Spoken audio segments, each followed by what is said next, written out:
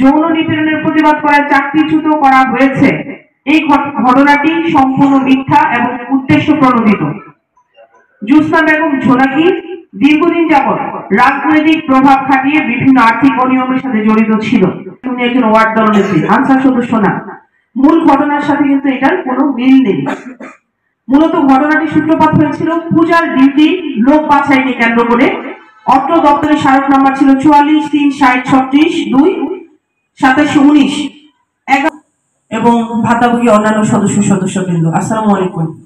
এই সংবাদ সম্মেলন মূলত আমাদের যে বিগত দিন গণমাধ্যমগুলোতে আমি আসার পর বেশ কয়েকটা পেপারে এবং ঘটনাগুলো পর্যবেক্ষণ করেছি এবং আমার ঊর্ধ্বতন কর্তৃপক্ষ কর্তৃক যে অনেক সময় বাহিনীর জন্য সম্মান হানিকর হতে পারে বা ব্যক্তির জন্য এটা সম্মান হানি হলে কিন্তু ব্যক্তির একটা কি হয় যে তার ভিতরে একটা হীনমন্যতা বোধ সৃষ্টি। ঘটনাটা ঘটেছে এবং আমরা সেই প্রেক্ষিতে এই সবকিছু মানে আমরা তদন্ত করে আমরা পাঠিয়েছি এবং সেই হিসেবে তাকে ব্যবস্থা নেওয়া হয়েছে এবং তাকে ওয়ার্ড দলনেত্রীর পদ থেকে অপসারণ করা হয়েছে। যে অসংগতিগুলো আপনাদের পজিটিভ সত্যতা পাওয়া যায়, এই সত্যতা থেকে আমাদের মতন যারা অন্যায় কাজে লিপ্ত থাকে সমাজের সাধারণ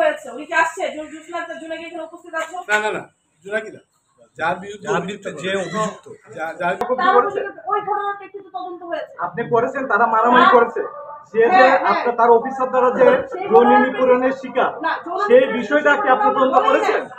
2টা থেকে 3টার ভিতরে, 2টা থেকে 3টার ভিতরে, হ্যাঁ 2টা থেকে 3টার ভিতরে আপনার কাছে কি ফুটেজ আছে?